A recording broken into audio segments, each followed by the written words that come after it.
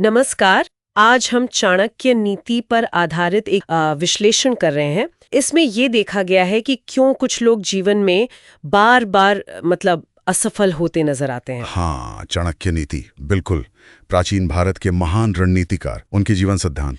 तो आज हमारी कोशिश रहेगी उन 4 मुख्य कारणों को समझने की जिन्हें चाणक्य ने इंसान की बर्बादी का कारण बताया है। हाँ। और साथ ही क्या सफलता का कोई सूत्र भी है? हाँ। अक्सर लगता है कि इंसान की हार में बाहरी परिस्थितियों से ज्यादा उसका अपना हाथ होता है। चलिए इस गुत्थी को सुलझाते हैं। बिल्कुल। कैसे हमारे अपने फैसले, हमारी आदतें हमें मंजिल से दूर कर सकती हैं। तो पहला कारण वो है अंधा भरोसा। चाणक्य ने कहा भी है, हर मुस्कुराते चेहरे पे भरोसा मत करो। हाँ। सुनने में तो आसान लगता है, पर असल जिंदगी में ये चूक हो ही जाती है ना? हाँ। दोस्त हो, बिजनेस पार्टनर, रिश्तेदार, जब हम अपनी सूझबूझ इस्तेमाल किए बिना जरूरत से ज्यादा निर्भर हो जाते हैं तो नुकसान होता है।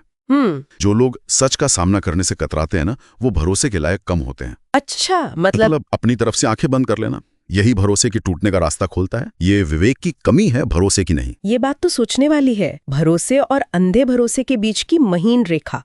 अच्छा, तो भरोसे के अलावा एक और चीज है जो हमें पीछे खींचती है, आलस, हमारा अपना आलस। हाँ, आलस दूसरा कारण। आलसी मनुष्य का कोई भविष्य नहीं होता। सीधी बात। बिल्कुल। और जैसे सुबह अलार्म बजा, बंद करके वापस सो गए। हाँ, होता है। जरूरी काम टालते रहना, कोई किताब पढ़नी थी या वो गिटार सीखना था पर शुरू ही नहीं किया। या फिर वो सोशल मीडिया पर बस 5 मिनट और स्क्रॉल करते करते घंटों बर्बाद। हाँ, वो 5 मिनट और वाला जाल तो बहुत पहचाना हुआ लगता है। ये आदतें ऐसी हैं कि व्यक्ति खुद ही अपनी हार तय कर लेता है, किसी दुश्मन की जरूरत ही नहीं पड़ती। सही कहा। और आलस के साथ साथ अक्सर एक और साथी जुड़ जाता है, अहंकार। क्या ये तीसरा कारण है? बिल्कुल, तीसरा कारण अहंकार। चाणक्य का सूत्र है, जो अपने ज्ञान पर घमंड करता है वो कभी आगे नहीं बढ़ता। एक लड़का था, सोचता था मैं ही बेस्ट हूँ, किसी की सलाह नहीं सुनता था। अच्छा।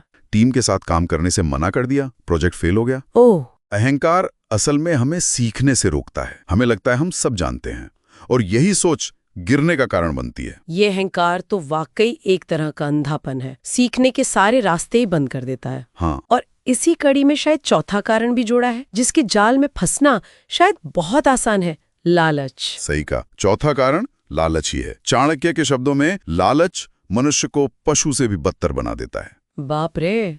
चाणक्य के शब्दों में थोड़ा और की कभी न खत्म होने वाली चाहत के रूप में दिखाता है। अच्छा। जैसे एक लड़का है जो शॉर्टकट से सब कुछ पा लेना चाहता है। बेटी की शादी की झूठी शान के लिए इतना कर्ज लिया कि अपनी दुकान तक कमा गए थे। ओ, दुखद है ये तो। हाँ, ये लालच सिर्फ सपनों को ही नहीं तोड़ता, बल्कि रिश्ते, खुशियां, सब कुछ छीन सकता है। ये चारों कारण, अंधा भरोसा, आलस, अहंकार और लालच, सुनने में तो बहुत भारी लगते हैं। तो क्या चाणक्य ने सिर्फ समस्याएं बताई हैं या कोई समाधान भी सुझाया है? कोई उम्मीद है? जी हाँ, बिल्कुल उम्मीद है और समाधान भी है। चाणक्य ने सिर्फ समस्या नहीं बताई, रास्ता भी दिखाया है। अच्छा, क्या है वो रास्ता? सफलता का रहस्य वो छिपा है आत्मनियंत्रण, कड़ी मेहनत और सही सोच में। आत्मनियंत्रण, मेहनत, सही सोच। हाँ।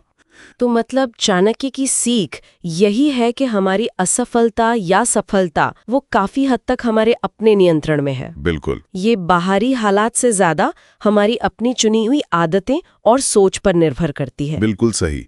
ये ज्ञान हमें रुककर सोचने पर मजबूर करता है ना, क्या हम अनजाने में अपने ही पैरों पर कुल्हाड़ी मार रहे हैं? हाँ। अंधे भरोसे से, आलस से, अहंकार या लालच के जरिए, या हम समझदारी से अपनी सफलता की कहानी लिख रहे हैं? ये चुनाव असल में हमारा अपना है। और यहाँ एक आखिरी विचार छोड़ जाते हैं सबके सोचने के लिए, कि जिस दिन इंसान हार मानने की सोच को छोड़कर उठ खड़ा होता है, उसी दिन से उसके असली विरोधी, यानी उसकी अपनी कमजोरियां, हाँ, उसके अपनी कमजोरियां हारने लगती हैं। तो वो पहला कदम उठाने के लिए आज से बेहतर दिन क्या हो सकता है?